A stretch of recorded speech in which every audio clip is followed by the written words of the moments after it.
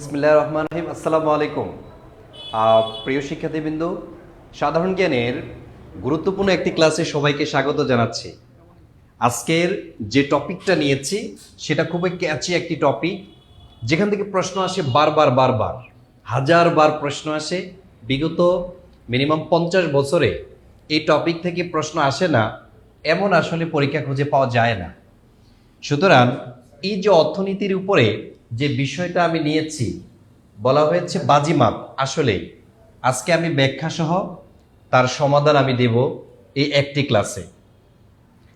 তা আমাদের আসসালামু আলাইকুম রহমতুল্লাহ। প্রিয় ভাই বোন, আজকে কিন্তু স্যার অনেক অনেক অনেক পরিশ্রম করে সারাদিন গবেষণা করে আপনাদের জন্য ক্লাসটি বানিয়েছেন। সো অ্যামেজিং ক্লাস হবে এবং একটি ঐতিহাসিক ক্লাস হতে যাচ্ছে। দেরি করার কোনো সুযোগ নেই, সবাই আমরা শেয়ার করে ডান লিখে দিব।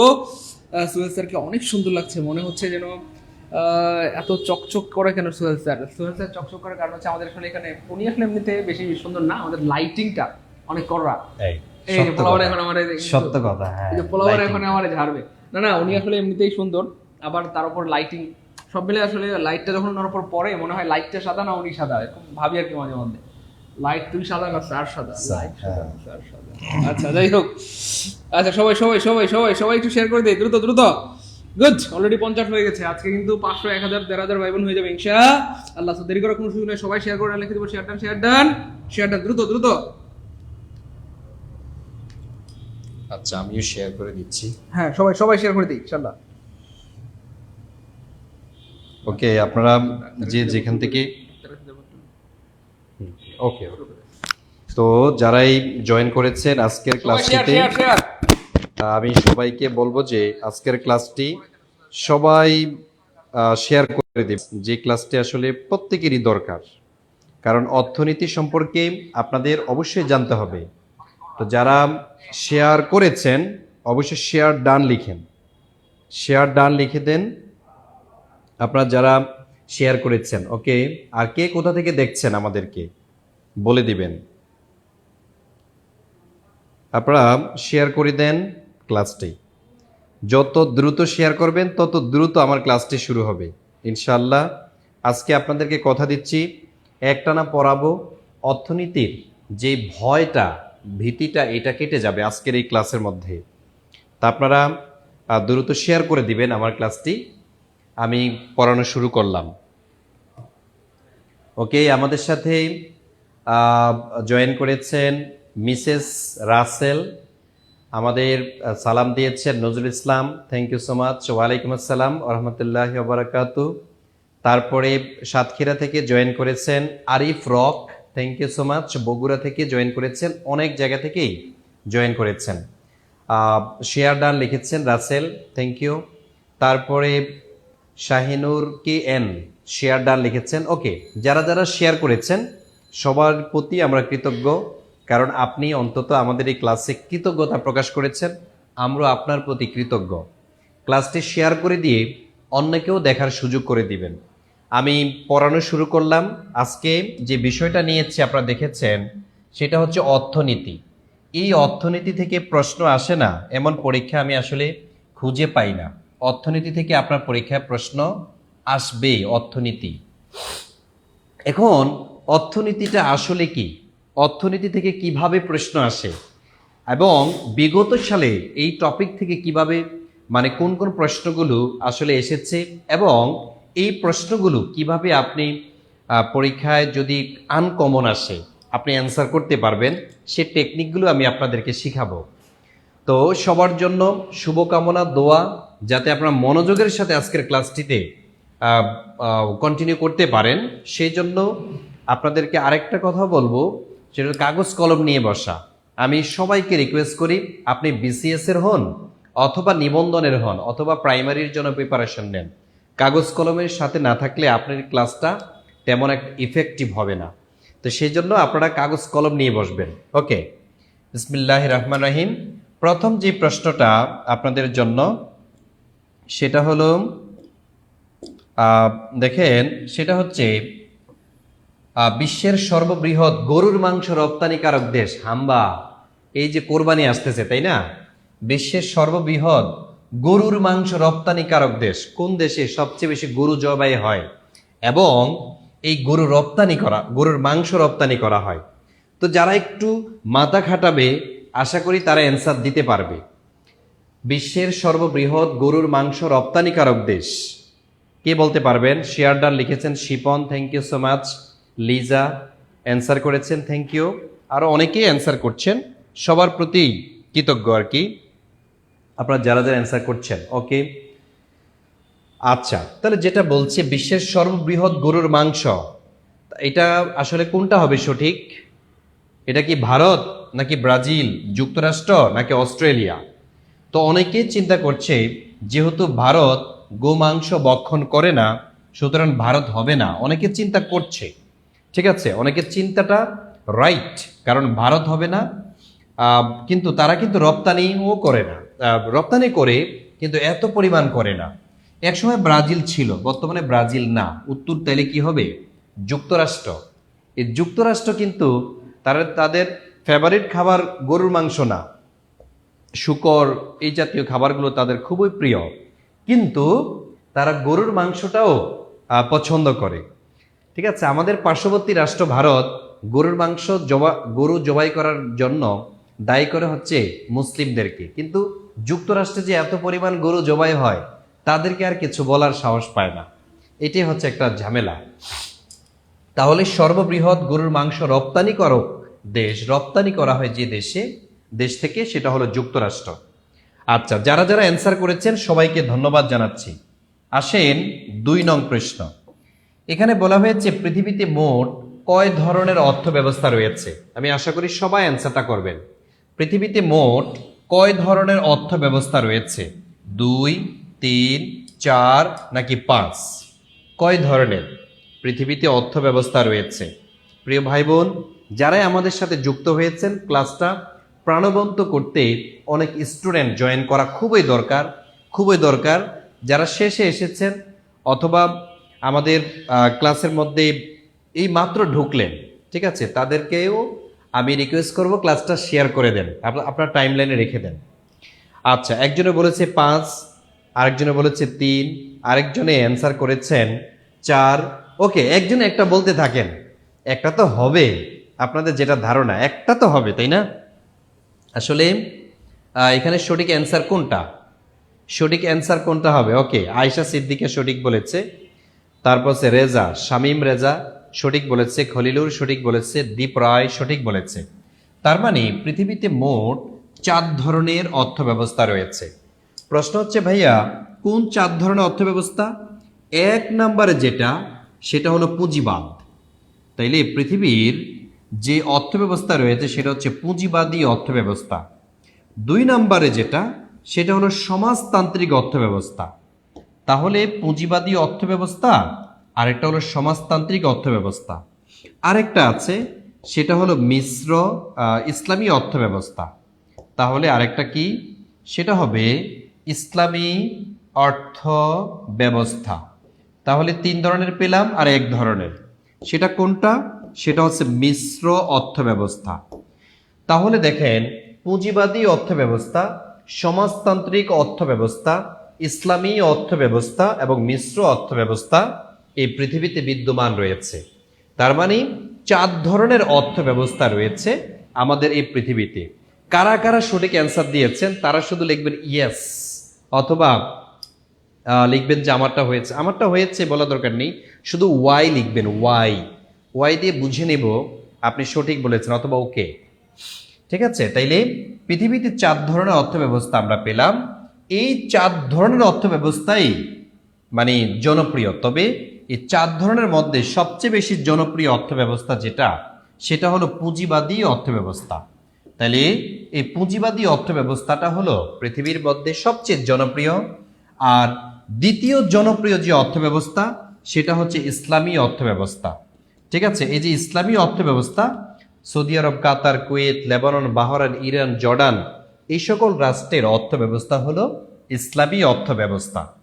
আবার কিছু কিছু দেশ যেমন সমাজতান্ত্রিক, রাশিয়া, চীন, উত্তর কোরিয়া, তারপর হচ্ছে ভিয়েতনাম, তারপরে হচ্ছে আপনার ভেনেজুয়েলা, কিউবা, এই সকল দেশের অর্থ ব্যবস্থা সমাজতান্ত্রিক অর্থ ব্যবস্থা। ঠিক আছে, তাহলে আমরা দেখলাম পৃথিবীর এই 4 ধরনের অর্থ ব্যবস্থা। ঠিক আছে, বুঝতে পেরেছেন? যদি বুঝতে পারেন তাহলে বলবেন ইয়েস। ওকে, ওয়াই লিখলে আমি বুঝবো যে ইয়েস, অথবা যারা বুঝতে পেরেছেন তারা ডি লিখবেন, ডি অর্থাৎ ডান ডান ডান। Okay, thank you so much. এবার আসেন পরবর্তী প্রশ্নে আসি আমরা। এখানে কি বলা আছে দেখেন, পরবর্তী প্রশ্নে বলা আছে যে পৃথিবীর প্রথম পুঁজিবাদী দেশ কোনটি? আমি আশা করি যে অধিকাংশ স্টুডেন্ট এই অ্যান্সারটা পারবে, কারণ আমার ক্লাস বিভিন্ন জায়গায় করেছেন আপনারা এই পুঁজিবাদের উপরে। অথচ এই প্রশ্নটা বারবার আসে, আমি বারবার এটা পড়াই, খুব জোর দিয়ে পড়াই। পৃথিবীর প্রথম পুঁজিবাদী দেশ কোনটি? পুঁজিবাদী দেশ জিজ্ঞেস করেছে।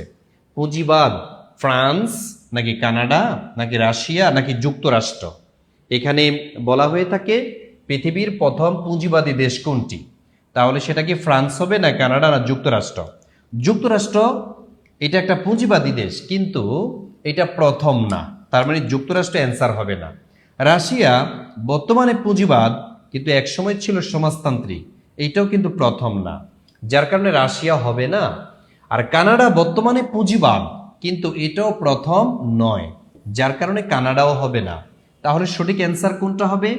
সঠিক অ্যান্সার হবে ফ্রান্স। এই ফ্রান্সই হচ্ছে পৃথিবীর প্রথম পুঁজিবাদী দেশ।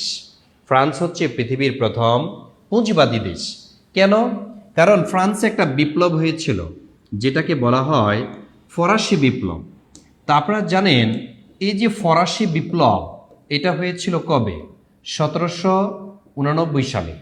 1789 সালে ফরাসি বিপ্লব হয়েছিল, যেটা শেষ হয়েছিল 1799 সালে। এই ফরাসি বিপ্লবের স্লোগান কি ছিল? সাম্য, মৈত্রী, স্বাধীনতা।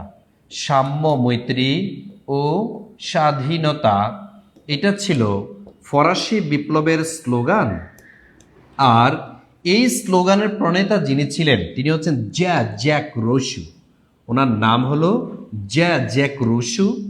তার এই স্লোগানটা ছিল সাম্য, ভ্রাতৃত্ব, স্বাধীনতা, অথবা সাম্য, মৈত্রী ও স্বাধীনতা। এই স্লোগানের উপরে বেস করে দীর্ঘ 10 বছর আন্দোলন করেছিল। পরীক্ষাতে আসে ফরাসি বিপ্লবের মেয়াদ কত? মনে রাখবেন, ফরাসি বিপ্লবের মেয়াদ এটা হচ্ছে 10 বছর। দীর্ঘ 10 বছর ব্যাপী এই বিপ্লব হয়েছিল। এই বিপ্লবের উপরে কত বই লেখা হয়েছিল? তার মধ্যে একটা বই হচ্ছে a tale of two cities. A tale of two cities. A tale of two cities, এটা বিখ্যাত একটা বই, মনে রাখবেন। এই বইটা লিখেছিলেন চার্লস ডিকেন্স। চার্লস ডিকেন্স, ঠিক আছে? চার্লস ডিকেন্স তিনি মূলত এই বইটা লিখেছেন। এটা একটা উপন্যাস টাইপের বই, আ টেল অফ টু সিটিজ। এখানে এই যে টু সিটিজ বলতে কয়টা শহরের কথা বলা হয়েছে, এটাও বিসিএস পরীক্ষাতে আসছে। আবার আ টেল অফ টু সিটিজ এই বইটার লেখককে, এটাও পরীক্ষার মধ্যে এসেছে। ঠিক আছে, তাইলে আ টেল অফ টু সিটিজ এই বইটা কোন বিপ্লবের উপরে লেখা হয়েছে? এটা হচ্ছে ফরাসি বিপ্লবের উপরে লেখা হয়েছে। এই বইটার লেখককে চার্লস ডিকেন্স। চার্লস ডিকেন্স কিন্তু ব্রিটেনের। তিনি ফরাসি বিপ্লবের প্রেক্ষাপটের উপরে মূলত এই উপন্যাসটি রচনা করেছিলেন। তিনি ব্রিটেনের। এখানে 2টা শহরের কথা বলা হয়েছে। আপনারা কি জানেন এখানে 2টা শহর বলতে কোন কোন শহরকে বুঝিয়েছে? এই যে টেল অফ টু সিটিজের মধ্যে এই যে 2টা শহরের কথা বলা হয়েছে, এখানে এই 2টা শহর বলতে কোন 2টা শহরকে বুঝিয়েছে জানেন কি না? 2টা শহর, একটা হলো লন্ডন, একটা হচ্ছে লন্ডন, আরেকটা হচ্ছে ফ্রান্সের রাজধানী প্যারিস। এই 2টা শহরকে বুঝিয়েছে টু সিটিজ। ঠিক আছে, টু সিটিজ বলতে আর টেল অফ টু সিটিজ বলতে 2টা শহরকে বুঝিয়েছে।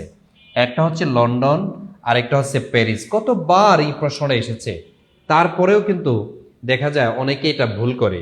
মনোযোগ দেন, জীবনে আর পড়তে হবে না। আমি যা লিখলাম এখান থেকে একটা প্রশ্ন কমন। ঠিক আছে, এখান থেকে একটা প্রশ্ন কমন। আর এই বৎসর আপনার অর্থনীতি থেকে বেশি প্রশ্ন আসবে। কেন আসবে এটা যদি বুঝতে না পারেন, তাহলে আপনাকে আসলে আমি মানে আপনাকে বলবো যে আরো যত্ন নেন নিজের। এই বছর অর্থনীতি থেকে বেশি প্রশ্ন আসবে এই জন্য, যেহেতু বর্তমান সরকার প্রধান একজন অর্থনীতিবিদ এবং উপদেষ্টা পরিষদে যারা যারা আছেন অধিকাংশই হচ্ছে অর্থনীতিবিদ, অর্থনীতির উপরে তাদের ভালো দক্ষতা।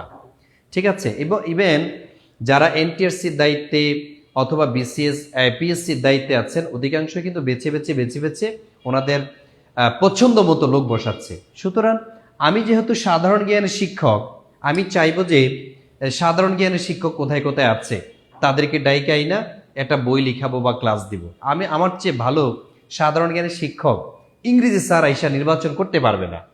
যেহেতু ডক্টর মোহাম্মদ ইউনুস স্যার উনি একজন অর্থনীতিবিদ, সেই কারণে এখানে এই অর্থনীতির উপরে তিনি গুরুত্ব আরোপ করেছেন। ফলে অর্থনীতি থেকে এই বছর প্রশ্নটা আসার সম্ভাবনা অনেক বেশি, অনেক বেশি। ঠিক আছে, আরেকটা বিষয় সেটা হচ্ছে ডক্টর মোহাম্মদ ইউনুস উনি কিন্তু অর্থনীতিতে নোবেল পান নাই, উনি নোবেল পুরস্কার পেয়েছেন শান্তিতে। ঠিক আছে, এটাও আসার সম্ভাবনা রয়েছে। আচ্ছা আসেন পরবর্তী প্রশ্নে আমরা আসি। এখানে বলা হয়েছে পৃথিবীর প্রথম সমাজতান্ত্রিক দেশ কোনটি? পৃথিবীর প্রথম সমাজতান্ত্রিক দেশ। আচ্ছা, এটা কি সোভিয়েত ইউনিয়ন, নাকি জাপান, নাকি ইতালি, নাকি গ্রিস? দেখি অ্যান্সার করেন, দ্রুত অ্যান্সার করে ফেলেন। এটা কে বলতে পারবেন? এটা অ্যান্সারটা করেন, সোভিয়েত ইউনিয়ন নাকি জাপান নাকি ইতালি নাকি গ্রিস? কে? এটা সঠিক অ্যান্সারটা আমি জানতে চাই আপনাদের কাছে। কে অ্যান্সার করতে পারবেন? ওকে, আমাদের লিজা অ্যান্সার করেছেন, মহি শিফা মহি অ্যান্সার করেছেন। তারপরে আরেকজন অ্যান্সার করেছেন আমাদের সুলতানা, তানিয়া সুলতানা। সঠিক হচ্ছে রিমঝিম বৃষ্টি, আসলেই তো রিমঝিম। তারপরে শাহিনুর আক্তার অ্যান্সার করেছেন। ওকে, অনেকের অ্যান্সারই সঠিক হচ্ছে। দেখি অ্যান্সার করে দ্রুত অ্যান্সার করে ফেলবেন, দ্রুত। ঠিক আছে, দ্রুত অ্যান্সার করে ফেলবেন, কারণ আপনার অ্যান্সার করার মাধ্যমে পড়াটা হয়ে যাচ্ছে। তাহলে আমরা যদি দেখি পৃথিবীর প্রথম সমাজতান্ত্রিক দেশ, পৃথিবীর প্রথম সমাজতান্ত্রিক দেশ কোনটি? তাহলে গ্রিস হবে না, ঠিক আছে, ইতালিও হবে না, জাপানও হবে না। তাহলে কোনটা হবে? Soviet union. সোভিয়েত ইউনিয়ন, যার বর্তমান নাম কিন্তু রাশিয়া। আপনারা জানেন এই নামকরণ হয় 1991 সালে। সোভিয়েত ইউনিয়ন একটা বিপ্লব হয়েছিল, এটাকে বলা হয় রুশ বিপ্লব। আবার এটা আরেকটা নাম আছে, এটাকে বলা হয় সমাজতান্ত্রিক বিপ্লব। এই সমাজতান্ত্রিক বিপ্লবটা হয়েছিল 1917 সালে। ঠিক আছে, 1917 সালে বিপ্লবটা হয়েছিল। এটার মেয়াদ ছিল কয়দিন? এটা মেয়াদ ছিল মাত্র 10 দিন। ঠিক আছে, আর ফরাসি বিপ্লবের মেয়াদ জানি কত ছিল, মনে আছে কি না?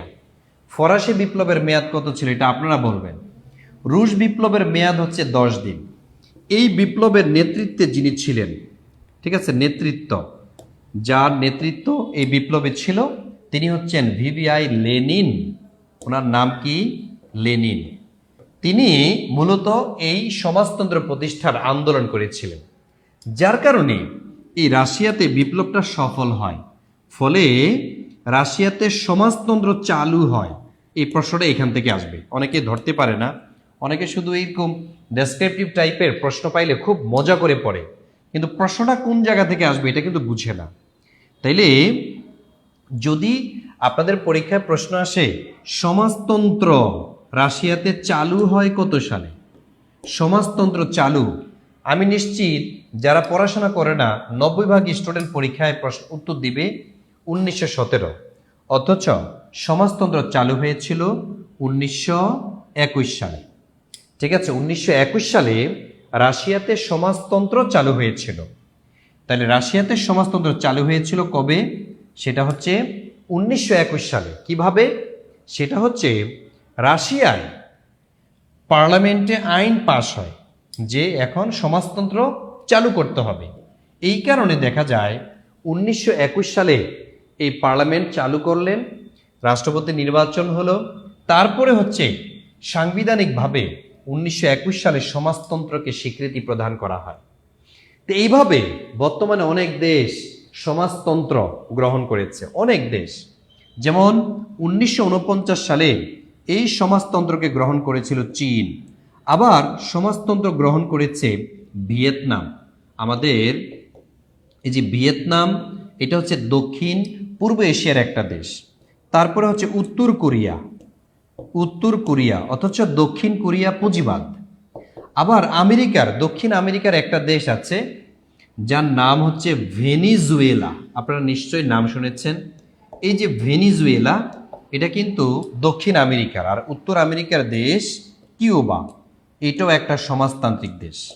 তাহলে দেখেন সমাজতান্ত্রিক দেশ কোনগুলো আমরা পেলাম।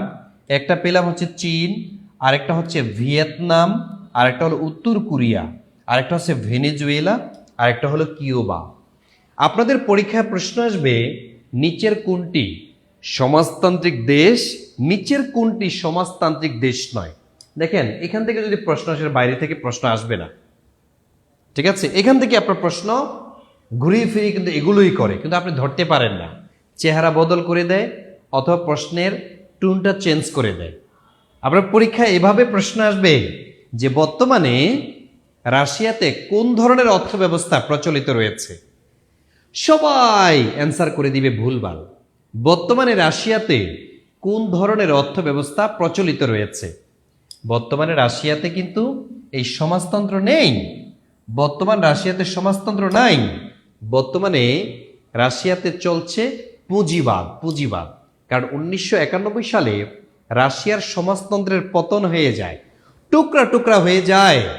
এই সেই রাশিয়া টুকরা টুকরা হয়ে রাশিয়া হচ্ছে 15টা রাষ্ট্রকে স্বাধীনতা দিয়ে দেয়। রাশিয়া এখন অনেক ছোট হয়ে গেছে, তারপরেও এটা বড়। পৃথিবীর মধ্যে আয়তনে সবচেয়ে বড় দেশ কোনটা? সেটা হচ্ছে রাশিয়া। এই রাশিয়া যখন 15টা দেশ একসাথে ছিল, তখন রাশিয়া জানি কত বড় ছিল। এটা একটা মহাদেশ হওয়ার যোগ্যতা রাখে। কিন্তু দেখা গেল যে ওই দেশে আন্দোলন শুরু হলো যে না, আমরা একসাথে থাকতে চাই না, আমরা আলাদা হতে চাই। রাশিয়া এগুলোকে আলাদা করে দিয়েছে, ঠিক আছে? এখন দেখা গেল যে আলাদা হয়ে আবার রাশিয়ার বিরুদ্ধে লাগলো এরকম কয়েকটা দেশ। তার মধ্যে একটা হচ্ছে ইউক্রেন, যার কারণে ভ্লাদিমির পুতিন প্রচুর থাপড়াচ্ছে তাকে যে তুমি আলাদা হয়েছো ঠিক আছে, কিন্তু তুমি কেন আবার লাফাচ্ছ? তুমি ন্যাটোতে জয়েন করবা, এত বড় স্পর্ধা তোমার। তো এই হচ্ছে সমাজতান্ত্রিক দেশের বর্ণনা। আপনারা যারা যারা এটা লেখা হয়েছে তারা শুধু লিখবেন ডি, ডান ডান ডান, ঠিক আছে? তারা শুধু লিখবেন ডান। ওকে, পরের প্রশ্নে আসি আমরা। পরের প্রশ্ন 5 নং প্রশ্ন আসেন, গ্রিনব্যাক কি নামে পরিচিত? দেখেন এই প্রশ্নটা আসছে কারিগরি শিক্ষা অধিদপ্তরে। গ্রিনব্যাক কি নামে পরিচিত? কে বলতে পারবেন? এটা কিন্তু অর্থনীতির সাথে সম্পর্কীয় একটা প্রশ্ন।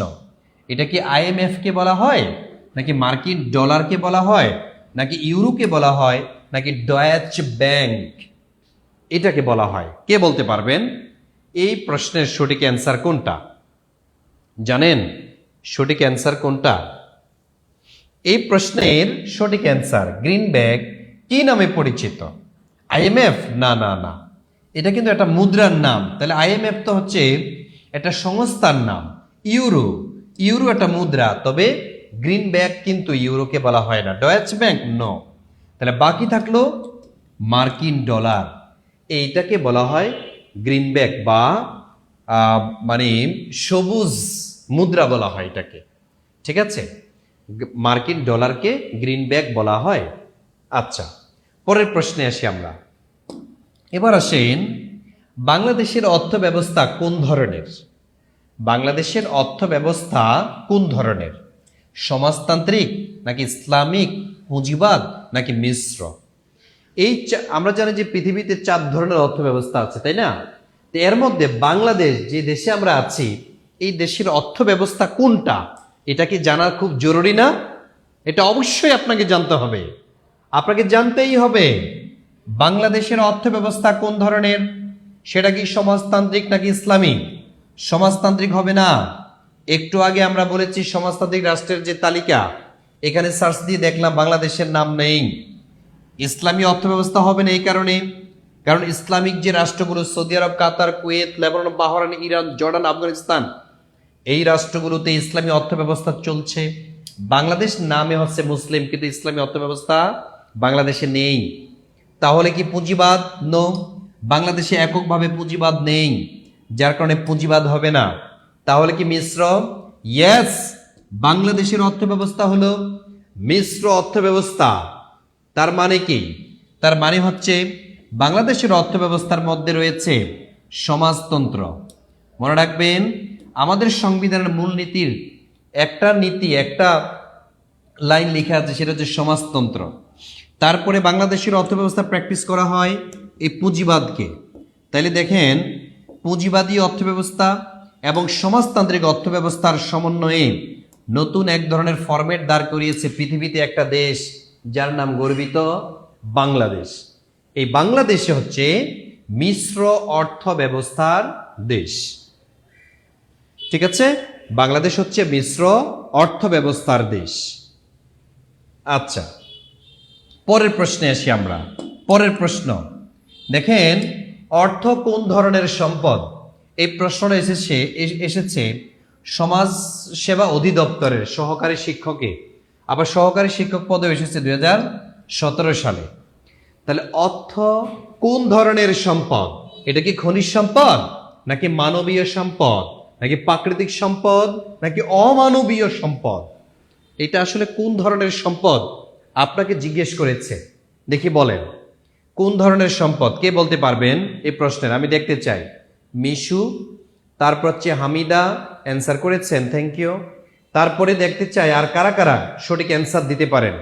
এই প্রশ্নটা আবারও আসবে, ঠিক আছে? এই প্রশ্নটা আপনাদের কমন, আমি বলতে পারবো, যেটা হচ্ছে এনটিআরসির যে পরীক্ষাগুলো হয়, এনটিআরসির পরীক্ষার জন্য এটা কিন্তু কমন।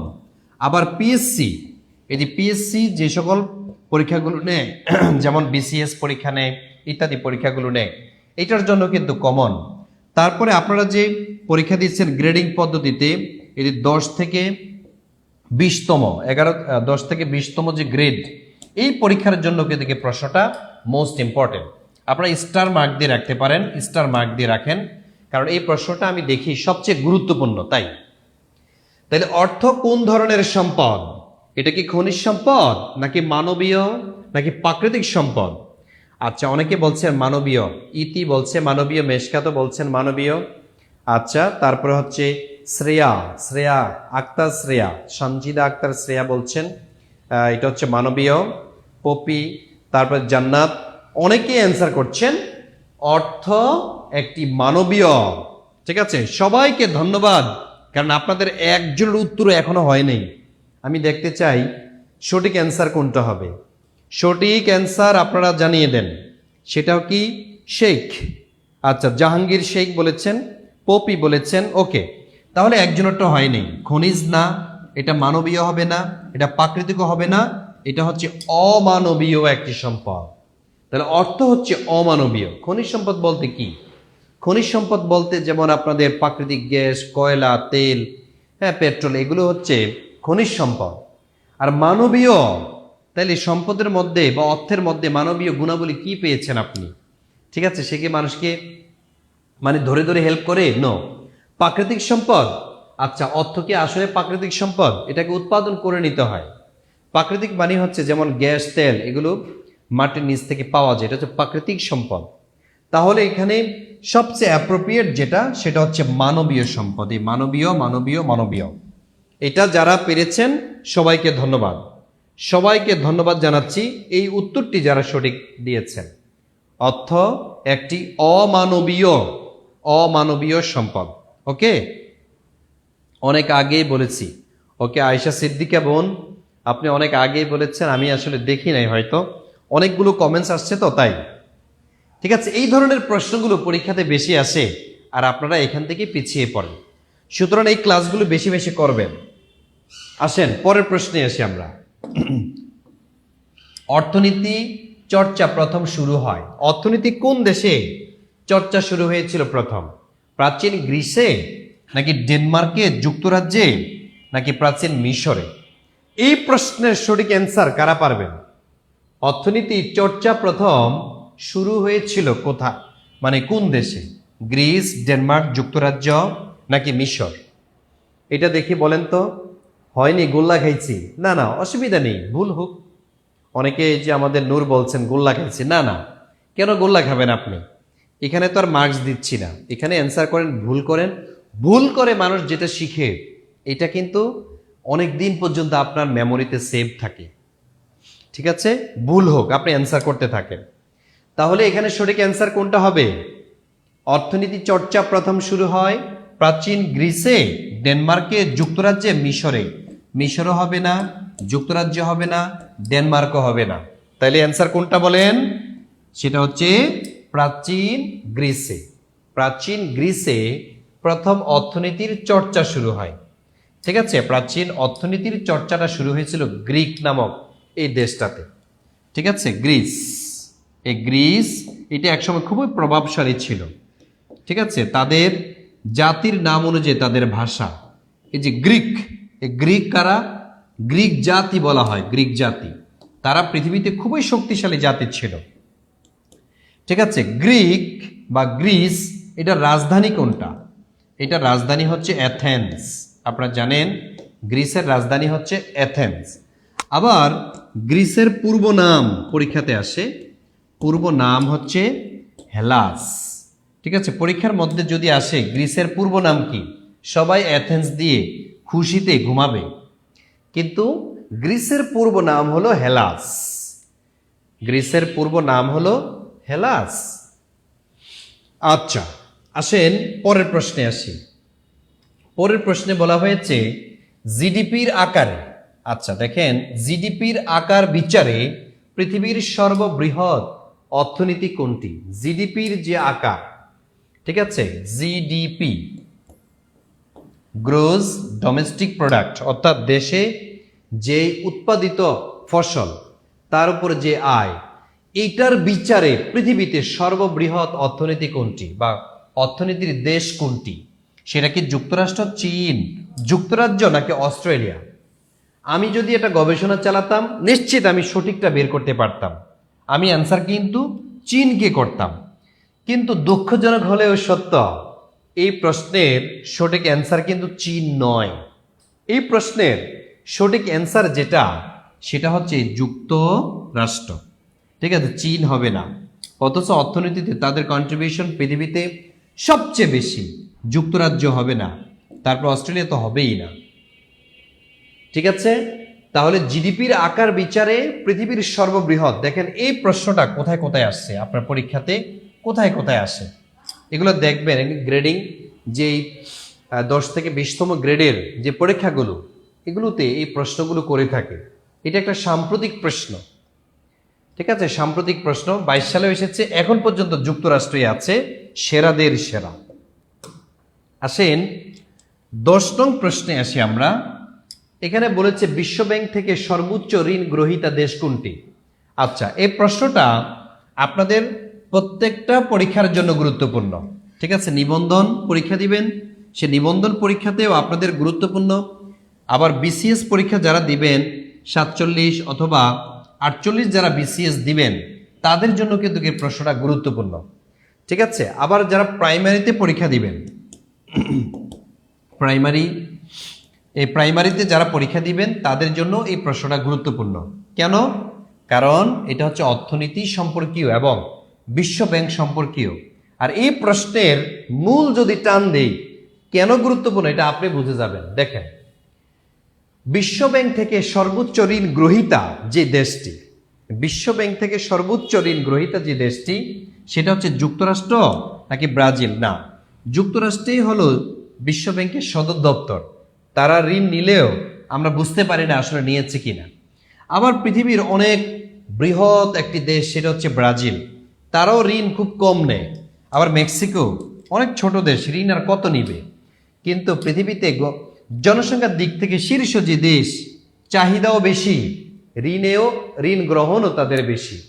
যার কারণে ভারত হচ্ছে এই প্রশ্নের সঠিক অ্যান্সার। বিশ্ব ব্যাংক থেকে সর্বোচ্চ ঋণ গ্রহীতা দেশ যেটি, সেটার নাম হচ্ছে ভারত।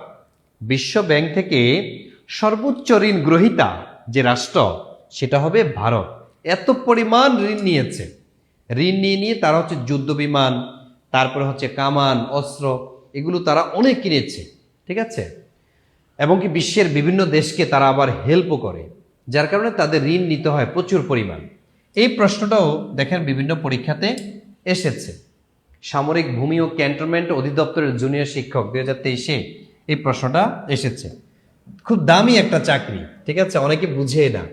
এই যে সামরিক ভূমি ও ক্যান্টনমেন্ট অধিদপ্তরে শিক্ষক হিসাবে যদি আপনি নিয়োগ পান, সরকারি যত ফ্যাসিলিটিস সেরাদের সেরা, সেনাবাহিনীর অধীনস্থ এই চাকরিটা, ঠিক আছে, সেনাবাহিনীদের নিয়ন্ত্রণে হচ্ছে এই প্রতিষ্ঠানগুলো, এই স্কুল কলেজগুলো, যার কারণে এই চাকরিটা খুব দামি একটা চাকরি, বুঝতে পেরেছেন।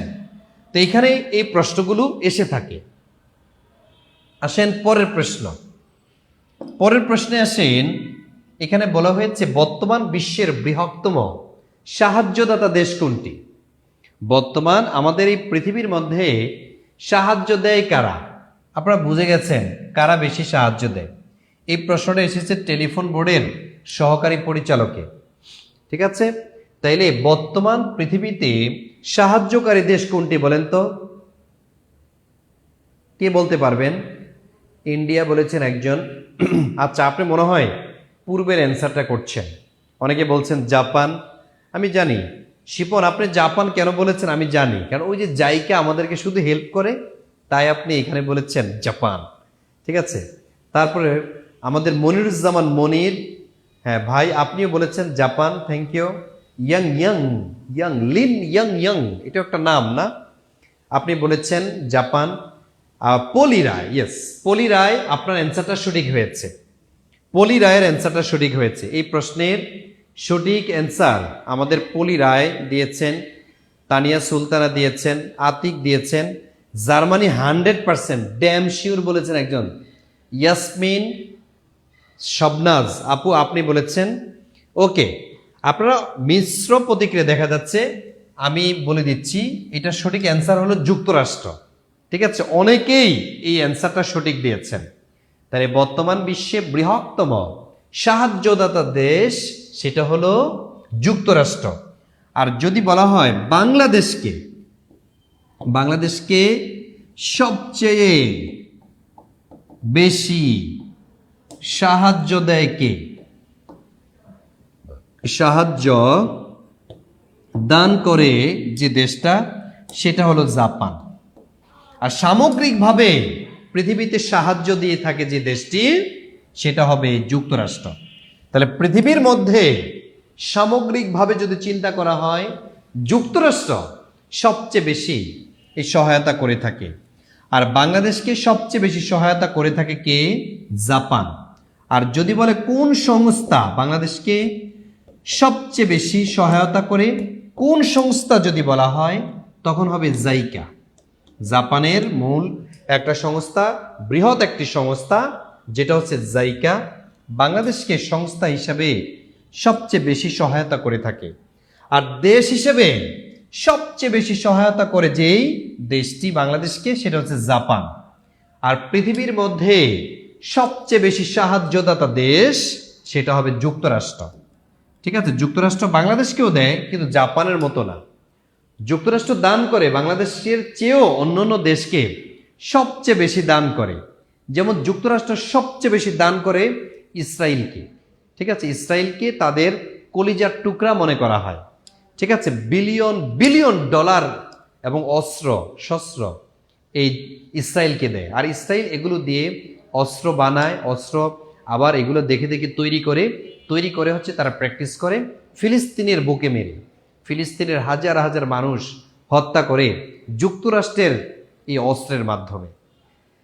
আচ্ছা, তাহলে আমরা পরবর্তী প্রশ্নে যাই। আসেন, পরবর্তী প্রশ্নে আছে যে বর্তমান বিশ্বে সবচাইতে উচ্চ মুদ্রাস্ফীতির দেশ কোনটি? একসময় মুদ্রাস্ফীতি সবচেয়ে বেশি ছিল আমাদের এশিয়ার একটা দেশ, ঠিক আছে, এশিয়ার একটা দেশ ছিল। কিন্তু বর্তমানে মুদ্রাস্ফীতি সবচেয়ে বেশি যে দেশটা, দেখেন এই প্রশ্নটাও কিন্তু এসেছে সমাজসেবা অধিদপ্তরে। হ্যাঁ, এটা আবারও গুরুত্বপূর্ণ। আমি বলছি অর্থনীতির সাম্প্রতিক বিষয়গুলো থেকে বারবার পরীক্ষায় প্রশ্ন আসে। এটা কিন্তু আপনার এনটিআরসি পরীক্ষার জন্য গুরুত্বপূর্ণ, আবার ওই যে প্রাইমারি পরীক্ষার জন্য কিন্তু গুরুত্বপূর্ণ, আবার বিসিএস যে পরীক্ষা দিবেন আপনি সেখানকার জন্য এই প্রশ্নটা মোস্ট ইম্পর্টেন্ট। আপনি স্টার চিহ্ন দিয়ে রাখতে পারেন। যেহেতু আমাদের এই ক্লাসটা যারা এখন করছেন এবং শেয়ার দিয়েছেন তারা কিন্তু এই ক্লাসটা আবার দেখতে পারবেন, তবে অনেক ক্লাস কিন্তু কেটে যায়, এই জন্য লাইভের এই ক্লাসগুলো আপনাদের করতে হয়। ঠিক আছে, সব ক্লাস রাখা হয় না আমাদের এখানে, মাঝে মাঝে কেটেও যায়, তো সেই জন্য লাইভের ক্লাসগুলো মিস করবেন না। বর্তমান বিশ্বে সবচেয়ে উচ্চ মুদ্রাস্ফীতির দেশ কোনটি? এখানে অনেকেই বলেছেন ভেনেজুয়েলা, অনেকে বলেছেন ভেনেজুয়েলা, কেউ বলেছেন রাশিয়া, আবার অনেকে বলেছেন আর্জেন্টিনা, আবার অনেকে দেখি রাশিয়াকে বলেছেন। Thank you so much. কিন্তু এটা সঠিক অ্যান্সার, সেটা হচ্ছে আর্জেন্টিনা। বর্তমান বিশ্বের সবচেয়ে মুদ্রাস্ফীতির দেশ হচ্ছে আর্জেন্টিনা। আর করবেন আর্জেন্টিনা, দেখছেন এই আর্জেন্টিনা হচ্ছে সবচেয়ে বেশি মুদ্রাস্ফীতি দেশ নে। আচ্ছা, তাহলে পরবর্তী প্রশ্নে আসি আমরা।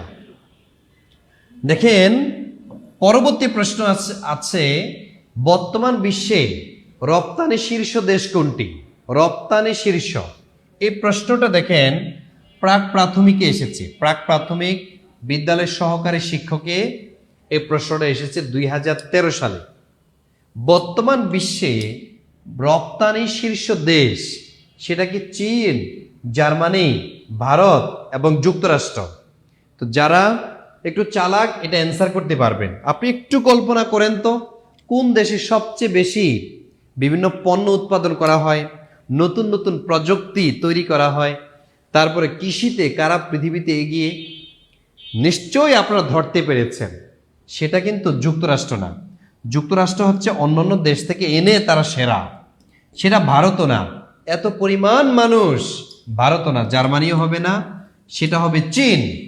এই দেশটাতে প্রচুর পরিমাণ উৎপাদন হয়, নিজেদের চাহিদা পূরণ করে অন্য দেশেও তারা রপ্তানি করে। ঠিক আছে, অন্য দেশে রপ্তানি করে, অনেক বৈদেশিক মুদ্রা অর্জন করছে এই চীন। যার কারণে পৃথিবীর সব দেশের উপরে যা শুল্ক আরোপ করেছে যুক্তরাষ্ট্র, এই চীনের উপরে তার 2 গুণ 3 গুণ পর্যন্ত বিভিন্ন পণ্যের উপরে শুল্ক আরোপ করেছে এই ডোনাল্ড ট্রাম্প। ঠিক আছে, চীনকে ঠেকাতে হবে যে কোনো উপায়, কারণ চীনের পণ্য পৃথিবীর সকল দেশেই মানে গ্রহণ করছে, এটা হচ্ছে তাদের একটা দৃষ্টি আকর্ষণের জায়গা।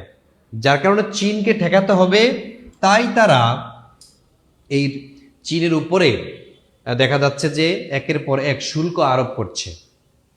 তাহলে রপ্তানিতে শীর্ষ দেশ যেটা, সেটা হচ্ছে এই চীন। আচ্ছা আসেন পরের প্রশ্ন আসি আমরা। পরের প্রশ্নে কি বলা হয়েছে দেখেন, আমদানিতে বিশ্বের শীর্ষ দেশ কোনটি? মনে রাখবেন, তারাই হচ্ছে বড় ভাই ছোট ভাই, আর আমরা হচ্ছে শুধু দর্শক। আর বাংলাদেশের আপনারা এবং আমি যারা আছি, আমাদের কাজ হচ্ছে শুধু এগুলো মুখস্থ করা। কে আমদানি করলো, কে রপ্তানি করলো, কে অনেক টাকা মালিক হলো, কে সরকার প্রধান হলো, কে ভালো একটা বক্তৃতা দিয়েছে, কে দল গঠন করেছে, কে পদ্মা সেতু করেছে, কয়টা পিলার দিয়েছে, এগুলো মুখস্থ করার দায়িত্ব আমরা এবং আপনারা নিয়েছি। আর ওনাদের দায়িত্ব হচ্ছে এরকম ইতিহাস তৈরি করা। বুঝতে পেরেছেন? শুধু ইতিহাস তৈরি করবো হচ্ছে ওনারা, আর আমরা শুধু মুখস্থ করব। তাহলে বলেন, আমদানিতে বিশ্বের শীর্ষ দেশ কোনটি? ঠিক আছে, এই প্রশ্নটাও কিন্তু দেখেন ক্যাবে এসেছে। আমদানিতে বিশ্বের শীর্ষ দেশ সেটা হলো চীন, জার্মানি, যুক্তরাষ্ট্র নাকি জাপান? অবশ্যই এই প্রশ্নের উত্তর কোনটা হবে? আমদানি মানে তারা গ্রহণ করে, আমদানি করে, সেটা হচ্ছে যুক্তরাষ্ট্র। এই প্রশ্নের সঠিক অ্যান্সার যেটা, এটা হবে যুক্তরাষ্ট্র। ঠিক আছে, আমদানিতে বিশ্বের শীর্ষ দেশ এটা হবে যুক্তরাষ্ট্র। ওকে, যুক্তরাষ্ট্র হচ্ছে আমদানিতে শীর্ষ দেশ। আমাদের সাথে অনেকেই ক্লাস করেন পেইড বেসে। তো পেইড বেসে যারা আছেন তারা বলেন যে ভাই লাইভে এগুলো বলেন না কেন, পেইড বেসে যেগুলো পড়ান দেখেন পেইড বেস একটা জিনিস, ঠিক আছে, পেইড বেস হচ্ছে কি একটা জিনিস, আর দেখা যাচ্ছে যে লাইভে এটি হচ্ছে আরেকটা জিনিস, ঠিক আছে। পেইড বেসের মজা হচ্ছে আলাদা আর লাইভের মজা হচ্ছে আলাদা। তো পেইড বেস এবং লাইভ এটা কিন্তু ভিন্ন। আমাদের পেইড বেস অলরেডি চালু হয়েছে, আমি আজকেও কিন্তু ক্লাস নিয়েছি, ঠিক আছে, আগামীকালও ক্লাস আছে পেইড বেসের। আচ্ছা, এই সম্পর্কে আমি পরে বলবো, আগে একটু পড়িয়ে নিই। দেখেন, যুক্তরাষ্ট্রে রপ্তানি বাণিজ্যের বৃহত্তম বাজার কোথায়? যুক্তরাষ্ট্রে রপ্তানি বাণিজ্যের বৃহত্তম বাজার যদি বলা হয়, ঠিক আছে, এটা কোন দেশে? সেটা কি ভারতে, কানাডাতে, চীনে নাকি ইইউ? ইইউ মানে ইউরোপীয় ইউনিয়ন। তাহলে এখানে আসলে সঠিক অ্যান্সার কোনটা হবে? আপনাকে বলতে পারবেন সঠিক অ্যান্সার কোনটা হবে? ভারত, কানাডা, চীন নাকি যুক্তরাষ্ট্র? ঝটপট অ্যান্সার করে ফেলেন, ঝটপট অ্যান্সার করে ফেলবেন। এই প্রশ্নের সঠিক অ্যান্সার কোনটা হবে?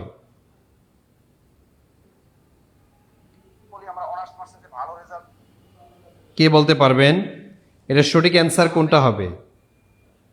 ওকে, অনেকে দেখছি অ্যান্সার করছেন, অনেকে দেখছি অ্যান্সার করছেন, তাইলে সেটা হবে ইইউ, ঠিক আছে, ইউরোপীয় ইউনিয়ন। এই যে ইউরোপীয় ইউনিয়ন, এরাই হচ্ছে যুক্তরাষ্ট্রের রপ্তানি বাণিজ্যের সবচেয়ে বড় মার্কেট, ঠিক আছে।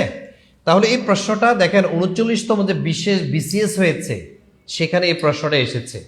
আর আমি বারবার বলি বিসিএস এর একটা প্রশ্ন ব্যাংক সলভ করবেন।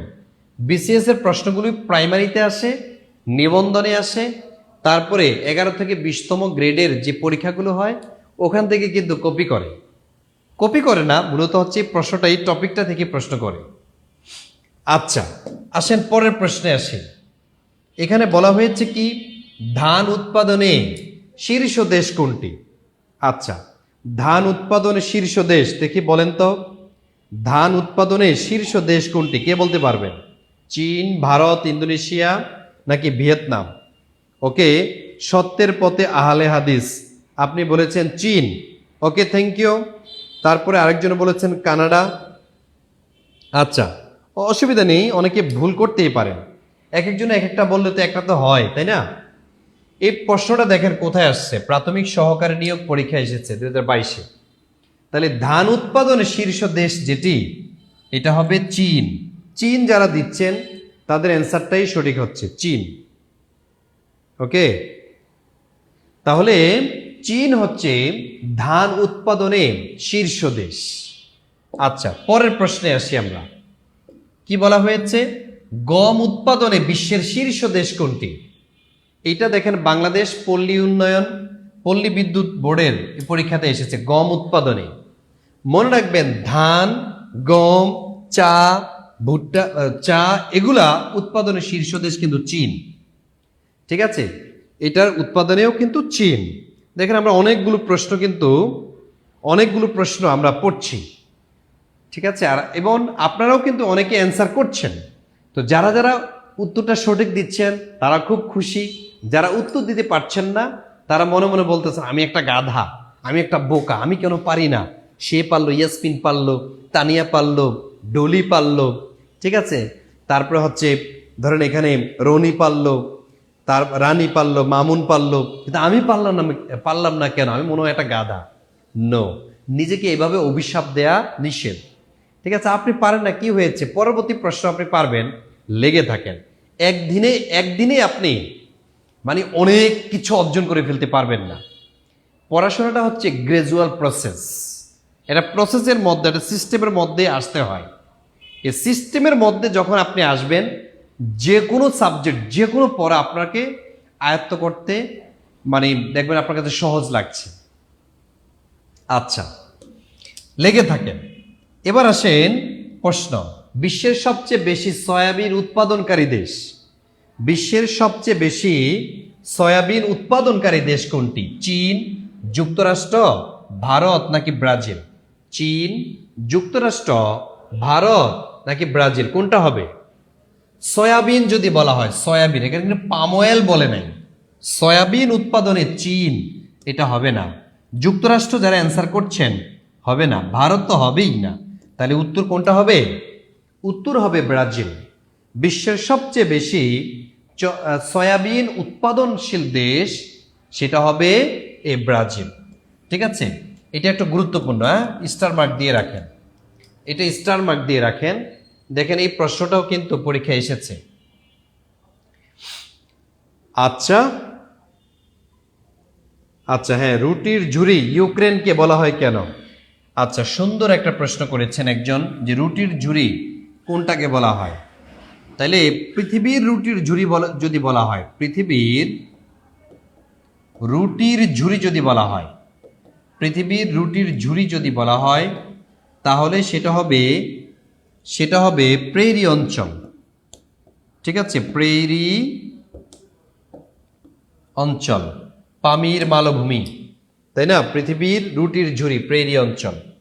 আবার যদি বলা হয় ইউরোপের রুটির ঝুড়ি, ইউরোপের, এটা 44তম পরীক্ষা এসেছে, ইউরোপের রুটির ঝুড়ি যদি বলা হয়, ইউরোপের রুটির ঝুড়ি, অথবা যদি আসে রাশিয়ার রুটির ঝুড়ি, রাশিয়ার রুটির ঝুড়ি, এরকম যদি পরীক্ষায় প্রশ্ন আসে, ঠিক আছে, তখন হবে ইউক্রেন। প্রশ্ন বুঝতে হবে, তারপরে অ্যান্সার করতে হবে। ঠিক আছে, তারপরে অ্যান্সার করতে হবে। তাইলে রুটির ঝুড়ি কেন বলা হয়? এই অঞ্চলগুলোতে সবচেয়ে বেশি গম, ভুট্টা, অর্থাৎ রুটি তৈরির যে যে উপাদান, এগুলো সবচেয়ে বেশি পাওয়া যায় বলে এগুলাকে বলা হয় রুটির ঝুড়ি। ঠিক আছে, রুটির ঝুড়ি হচ্ছে এই ইউক্রেন। আর বাংলাদেশের রুটির ঝুড়ি এটা হলো ঠাকুরগাঁও, কারণ বাংলাদেশের সবচেয়ে বেশি গম উৎপাদনশীল যে জেলা সেটা হচ্ছে ঠাকুরগাঁও। তাই ঠাকুরগাঁওকে বলা হয় বাংলাদেশের রুটির ঝুড়ি। তাহলে বাংলাদেশের রুটির ঝুড়ি কোনটা? সেটা হচ্ছে ঠাকুরগাঁও। আর ইউরোপের রুটির ঝুড়ি অথবা রাশিয়ার রুটির ঝুড়ি কোনটা? সেটা হবে ইউক্রেন। পৃথিবীর রুটির ঝুড়ি যদি বলা হয়, এটা হচ্ছে উত্তর আমেরিকার এই প্রেরি অঞ্চল। ঠিক আছে, উত্তর আমেরিকার প্রেরি অঞ্চল। আচ্ছা, তাহলে অনেক প্রশ্ন কিন্তু আমরা পড়ছি, তাই না? অনেক প্রশ্ন কিন্তু আমরা পড়ছি। দেখেন, সবচেয়ে বেশি পাম অয়েল উৎপাদন হয় কোথায়? এই প্রশ্নটা দেখেন, রাজস্ব কর্মকর্তার জাতীয় রাজস্ব বোর্ডে এই প্রশ্নটা এসেছে 2015-তে। আচ্ছা, পাম অয়েল, একটু আগে আমরা পড়িয়েছি সয়াবিন। সয়াবিন উৎপাদনের শীর্ষ হচ্ছে ব্রাজিল, আর পাম অয়েল উৎপাদনের শীর্ষ হচ্ছে ইন্দোনেশিয়া। ইন্দোনেশিয়া। কাদের কাদের সঠিক হয়েছে বলেন, কারটা সঠিক হয়েছে? বা এই প্রশ্নের উত্তর আগেই জানতেন কারা কারা? একটু বলে দেন, বলতে পারবেন? আচ্ছা, তাহলে পাম অয়েল উৎপাদনের শীর্ষ দেশ হচ্ছে ইন্দোনেশিয়া। আসেন পরবর্তী প্রশ্নে আসি। সর্বাপেক্ষা বেশি চা উৎপাদনকারী দেশ কোনটি? এটা সবাই অ্যান্সার করেন, সবাই অ্যান্সার করবেন এই প্রশ্নে। সবচেয়ে বেশি বা সর্বাপেক্ষা বেশি চা উৎপাদনকারী দেশ কোনটি? এটা দেখেন গণপূর্ত অধিদপ্তরের কম্পিউটার অপারেটরে এসেছে। এটা কি শ্রীলঙ্কা, ভারত, বাংলাদেশ নাকি চীনে চা উৎপাদন হয়? মনে রাখবেন, বাংলাদেশ কিন্তু চা উৎপাদনে প্রথম না, বাংলাদেশ কিন্তু অষ্টম। ঠিক আছে, অষ্টম, অর্থাৎ চা উৎপাদনে বাংলাদেশ অষ্টম। তাহলে উৎপাদনের শীর্ষ বা 1 নম্বরে যেটা আছে সেটা হবে চীন। তাহলে এই প্রশ্নের সঠিক অ্যান্সার সেটা হবে চীন। আর বাংলাদেশ কততম? অষ্টম। বাংলাদেশের সবচেয়ে বেশি চা বাগান রয়েছে যেখানে, সেটা হচ্ছে মৌলভীবাজার। এই যে মৌলভীবাজারে চা বাগান বেশি। চা বাগান বেশি। কতটি বেশি? এখানে আছে 91টি চা বাগান রয়েছে এই মৌলভীবাজারে। ঠিক আছে, হ্যাঁ, এই যে হোসেন আলামিন সঠিক অ্যান্সার দিয়েছেন, মঈনুদ্দিন, আমাদের মুক্তি, তারপর মোস্তাফিজুর রহমান সঠিক বলেছেন। হ্যাঁ, আমাদের রাজীব ভাইয়া বলছেন যে স্যার জানতাম না। এই তো এখন জেনে গেলেন। ঠিক আছে, এটা জেনে গেলেন আপনি এখন।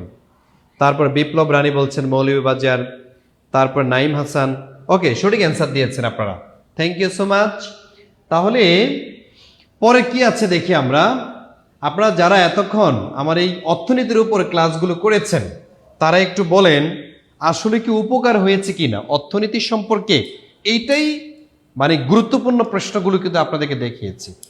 এইগুলো লিঙ্ক করেই আপনি যদি পড়েন অর্থনীতি সম্পর্কে যে একটা ভয় যে স্যার আমি তো কিন্তু ইংলিশের স্টুডেন্ট, আমি হচ্ছে বাংলার স্টুডেন্ট, অর্থনীতি সম্পর্কে পারি না, অথবা আমি হচ্ছে রাষ্ট্রবিজ্ঞানের, আমি অর্থনীতি বুঝি না, ঠিক আছে, আপনাকে বুঝতে হবে না। আপনাকে এটা বন্ধ হয়ে গিয়েছে। আপনাকে যে বিষয়টা জানতে হবে সেটা হচ্ছে আমি যে প্রশ্নগুলো এতক্ষণ দেখিয়েছি এই প্রশ্নগুলো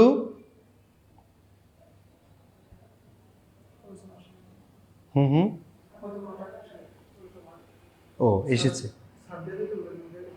হ্যাঁ ও আচ্ছা আচ্ছা। তো আচ্ছা এখন দেখেন আপনারা যারা কমেন্টস করেছেন, আপনারা যারা কমেন্টস করছেন যে স্যার অনেক ভালো হয়েছে ভালো হয়েছে, তো আপনাদের এই ভালো লাগাটাকে আমরা সম্মান করি, আপনাদের এই ভালো লাগাটাকে আমরা সম্মান করি সবসময়। আপনাদের জন্য একটা সবসময় ঘোষণা থাকে, সেটা হচ্ছে এই, আপনারা অনেকেই বলেন যে ফুল কোর্স চালু করেন, ফুল কোর্স। তো এখানে দেখা যায় জিকে, তারপর হচ্ছে বাংলা, হ্যাঁ, তারপরে আপনাদের আরও বিষয় আছে, জিকে, বাংলা, তারপর হচ্ছে ইংলিশ, হ্যাঁ, তারপর হচ্ছে ম্যাথমেটিক্স, তারপর হচ্ছে আইসিটি। এই যে বিষয়গুলোকে বলা হয় ফুল কোর্স। এই ফুল কোর্সে আমরা আপনাদের চালু করেছি। এই ফুল কোর্সে আপনি ইচ্ছা করলে আমাদের সাথে যাত্রায় অংশ নিতে পারেন, ঠিক আছে। এখানে ফুল কোর্সে যে যেই বিষয়গুলো আমাদের এখানে আছে সেটা হচ্ছে যেমন প্রাইমারিতে যারা ফুল কোর্সে ভর্তি হতে চান হতে পারবেন, নিবন্ধনে ভর্তি হতে পারবেন, অথবা 10 থেকে 20তম গ্রেডের ফুল কোর্স আছে, এখানে আপনারা ভর্তি হতে পারবেন, যে কোনো একটাতে আপনি ভর্তি হতে পারবেন, ঠিক আছে। প্রাইমারি যাদের টার্গেট যে ভাইয়া এই বছরই আমার একটা চাকরি লাগবে, তাইলে আপনি আর দেরি করবেন না, এক মোমেন্টও দেরি করবেন না, আপনার সময় কিন্তু এটাই। 19তম নিবন্ধনের জন্য যারা প্রিপারেশন নিচ্ছেন এবং কি চিন্তা করছেন যে আমার এই নিবন্ধনটাই আমার জীবনে শেষ, আমি আর চেষ্টা করব না, তাইলে আপনি আমাদের যাত্রায় আসতে পারেন। 10 থেকে 20তম গ্রেডের টার্গেট যে ভাইয়া আমার অত বেশি দূরে দূরে আমি করতে পারবো না, আমার জাস্ট এখানে একটা চাকরি হলেই হলো, তাহলে আমাদের এই প্রত্যেকটা কোর্স আমরা চালু করেছি সাইদুল স্যারের এই পেজে। তা আপনি আমাদের যে নতুন যে কোর্সগুলো আছে এই কোর্সের মধ্যে যে যে বিষয়গুলো, কোর্সের যে নামগুলো আমি আপনাদেরকে দেখাচ্ছি, একটা হচ্ছে প্রাইমারি শিক্ষক নিয়োগের ফুল কোর্স আছে এখানে, তারপরে 19 থেকে 19তম নিবন্ধনের প্রিলি কোর্স এবং ফুল কোর্স আমরা এখানে আপনাকে করিয়ে দিব। তারপরে হচ্ছে 10 থেকে 20তম গ্রেডের এখানে প্রিলি, মনে রাখবেন এখানে কিন্তু প্রিলি আছে, তারপর হচ্ছে লিখিত আছে। আপনি ভর্তি হলে আপনাকে লিখিতের জন্য আলাদা করে এখানে ভর্তি হতে হবে না, প্রিলির সাথে সাথে আপনাকে লিখিত পর্যন্ত প্রিপারেশন নিয়ে দেওয়া হবে। এটা হচ্ছে 10 থেকে 20তম গ্রেডে। তো এখানে দেখা যাচ্ছে যে ফুল কোর্সে আপনারা ফি জানতে চাচ্ছেন যে কত টাকা দিতে হবে। তা আমাদের যেটা নির্ধারিত ফি সেটা হচ্ছে 3500 টাকা, প্রত্যেকটার জন্য 3500 টাকা। কিন্তু আমাদের কিছু পুরাতন স্টুডেন্ট আছেন এবং কি যারা রিকোয়েস্ট করেছেন যে স্যার যদি আপনারা আলাদা করে কোনো কোর্স চালু করেন তাহলে আমাদেরকে একটু সুযোগ দিবেন, ঠিক আছে। এরকম কিছু বেশি স্টুডেন্টদের জন্য আমরা চালু করেছি 1750 টাকা। এই 1750 টাকা দিয়ে কিন্তু আমরা ভর্তি করাচ্ছি আমাদের প্রিয় যারা পুরাতন স্টুডেন্ট ভাই এবং বোন আছেন তাদেরকে। কিন্তু আজকে আমরা যেহেতু লাইভ নিচ্ছি, এই লাইভে আমি একটা অফার দিচ্ছি আপনাদেরকে, আমাদের জাস্ট অল্প সময়ের জন্য, ঠিক আছে, 10 মিনিটের জন্য আপনাদেরকে এই সুযোগটা দিচ্ছি। আপনাদেরকে 3500 টাকা দিতে হবে না, 1750 টাকাও দিতে হবে না। জাস্ট আপনি যদি 1500 টাকা আমাদেরকে বিকাশ অথবা নগদে পাঠান, বিকাশ অথবা নগদে যদি 1500 টাকা পাঠান, জাস্ট 1500, এখানে খরচও দিতে হবে না আপনাকে। এই 1500 টাকা পাঠালে আপনাকে যে কোনো একটা কোর্সে আপনি যদি উল্লেখ করে দেন যে ভাইয়া আমি নিবন্ধনে ভর্তি হতে চাই, জাস্ট 1500, যে ভাইয়া আমি হচ্ছে প্রাইমারি ফুল কোর্সে ভর্তি হতে জাস্ট 1500। আপনি যদি বলেন যে ভাইয়া না আমি প্রাইমারির জন্য না, আমি 10 থেকে 20তম গ্রেডের চাকরির প্রিপারেশন নিতে চাই, তাইলে আপনি জাস্ট 1500 টাকা পাঠিয়ে দিবেন। যদি পাঠান তাহলে আপনাকে আমরা একটা আমাদের পার্সোনাল গ্রুপ আছে, সেখানে আপনাকে আমরা অ্যাড করে দিব, সিকিউর গ্রুপে আমরা আপনাকে অ্যাড করে দিচ্ছি। ঠিক আছে, তো দ্রুত আপনারা যারা সিদ্ধান্ত নিয়েছেন এখনই তারা বিকাশ করে দিবেন। কোন নাম্বারে, প্রশ্ন হচ্ছে কোন নাম্বারে পাঠাবো আমি, তা আপনাদের জন্য। আর আপনারা যারা হচ্ছে বিকাশ করবেন এই নাম্বারে, এই যে লাস্টে 58, এই নাম্বারে হচ্ছে বিকাশ অথবা আপনি নগদ করতে পারবেন। বিকাশ অথবা নগদে আপনি জাস্ট 1500 টাকা পাঠিয়ে দেন। ঠিক আছে, 1500 টাকা পাঠিয়ে দিবেন। তাহলে আচ্ছা, আমাদের এখানে দেখি অনেকেই টাকা অলরেডি পাঠিয়েছেন। ঠিক আছে, মাশাল্লাহ, আমি কল্পনা করে নেই আমাদের এখানে যে আপনারা যে টাকা পাঠাবেন, অনেকেই টাকা পাঠাচ্ছেন। তো আপনারা লাস্ট ডিজিটটা লিখে দেন। এই যে যেমন এখানে 984 একজনে পাঠিয়েছেন, থ্যাংক ইউ সো মাচ, আপনাকে এখনই গ্রুপে অ্যাড করে দিব। তারপরে 166, ওকে, হ্যাঁ, লাস্টের 3 ডিজিটটা আপনি হচ্ছে পাঠিয়ে দিবেন। ঠিক আছে, আপনি পেমেন্ট করে দিয়ে লাস্ট 3 ডিজিট আমাদেরকে জানিয়ে দেন, অথবা আপনি লিখবেন পেমেন্ট ডান। ঠিক আছে, পেমেন্ট ডান লিখবেন, আপনাকে অ্যাড করে দেওয়া হবে। Okay, thank you so much. আরেকজন পাঠিয়েছেন 683, okay, thank you so much. 683 থেকে যে এসেছে, okay, thank you so much, thank you so much. আরেকজন পাঠিয়েছেন, ওকে, 799 থেকে একটা পেমেন্ট এসেছে, 799 থেকে পেমেন্ট এসেছে, থ্যাংক ইউ সো মাচ। আবার আরেকজন 407, ওকে, 407 থেকেও একজন পাঠিয়েছেন। ঠিক আছে, যারা পাঠাচ্ছেন, ওকে, পেমেন্ট ডান লিখলেও আমরা বুঝবো, অথবা আপনারা যারা মেসেজ পাঠাচ্ছেন, নো টেনশন, আমরা কিন্তু এখনই আপনাকে অ্যাড করে দিচ্ছি। ওকে, এখন আবার টাকা পাঠিয়েছেন 133 থেকে একজন পেমেন্ট ডান করেছেন।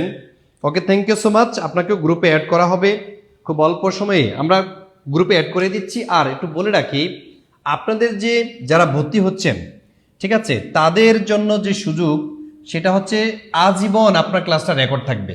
আপনি যদি করতে না পারেন, নো টেনশন, আপনাকে যে গ্রুপে অ্যাড করিয়ে দেওয়া হবে, সেখানে এই ক্লাসগুলো আপনি সারা জীবন করতে পারবেন।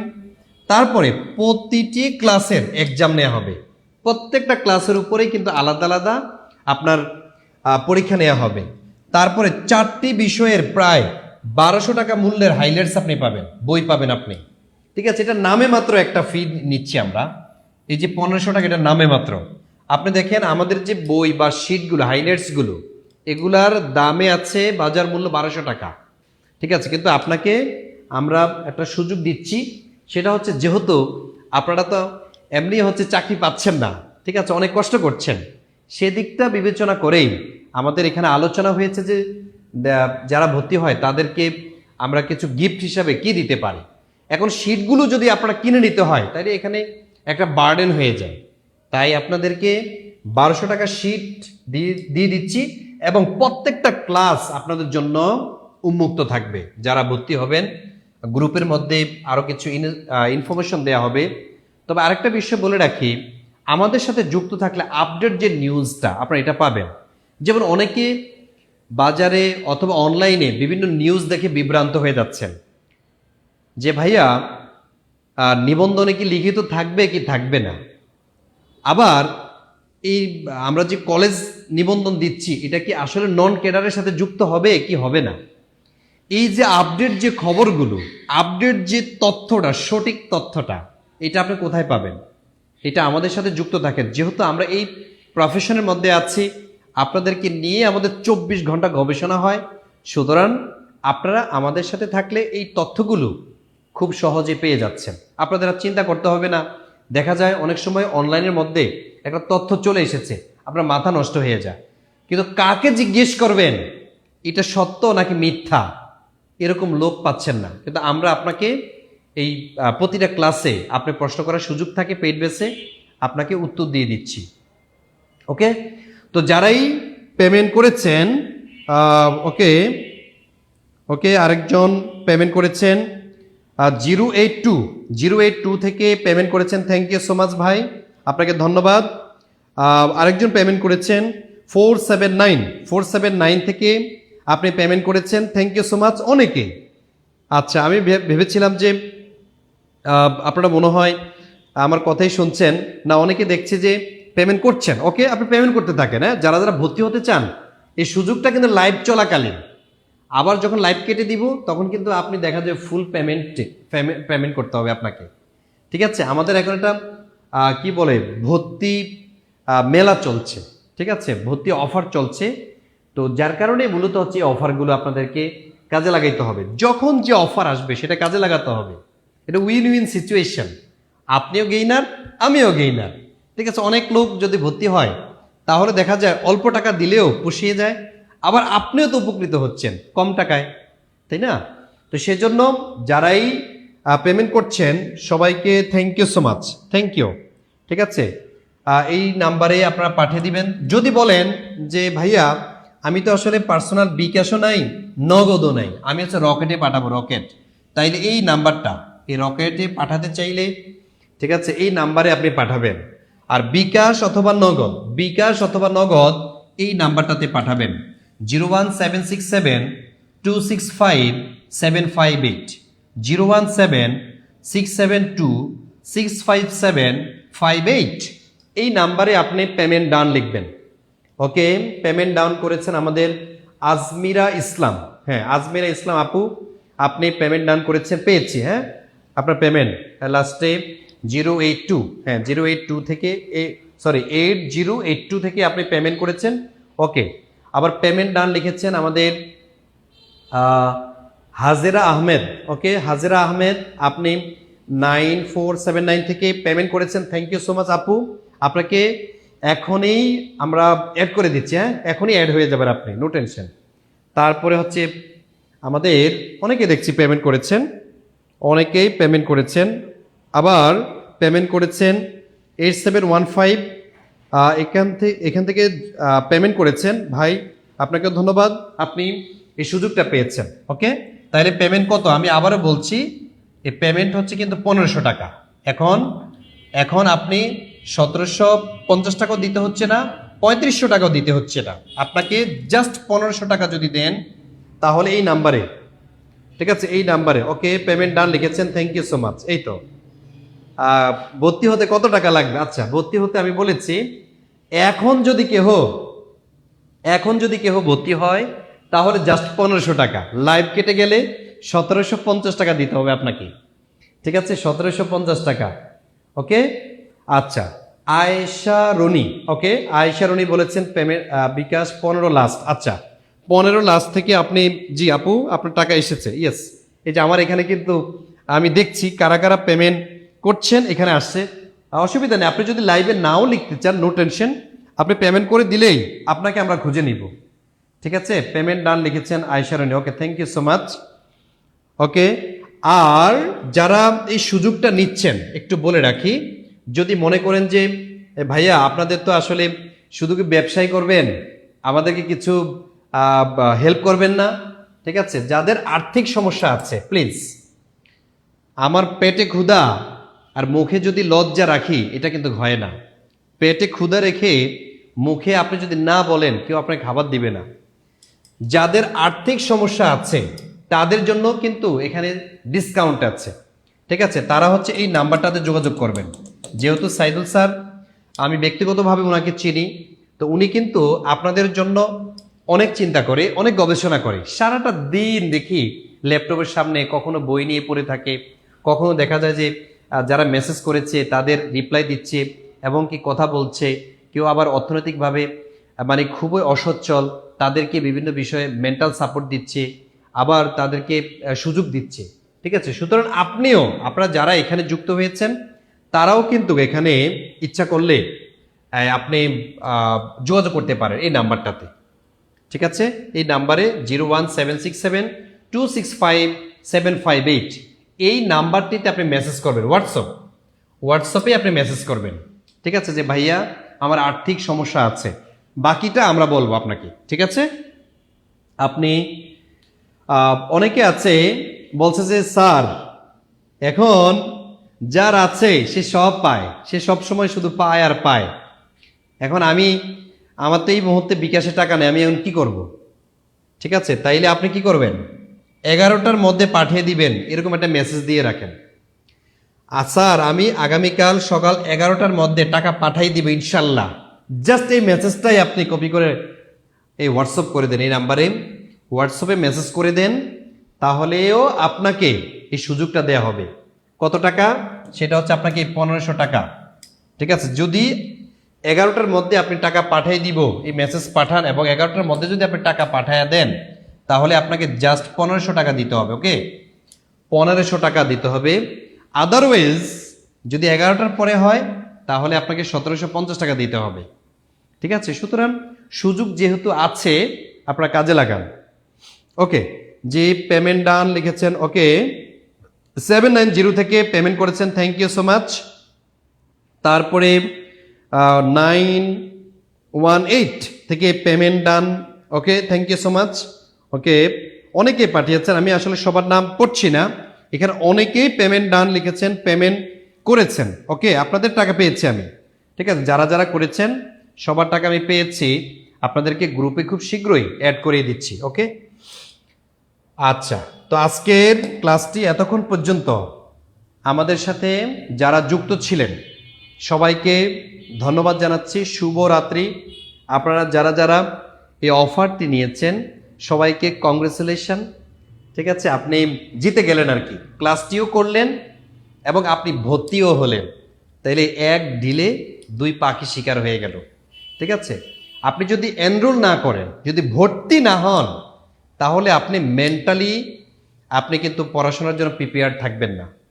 টাকা ইনভেস্ট করলে পরেই পড়তে মজা লাগে, পড়তে একটা টান কাজ করে, মায়া লাগে, যে না আমি না টাকা দিয়েছি।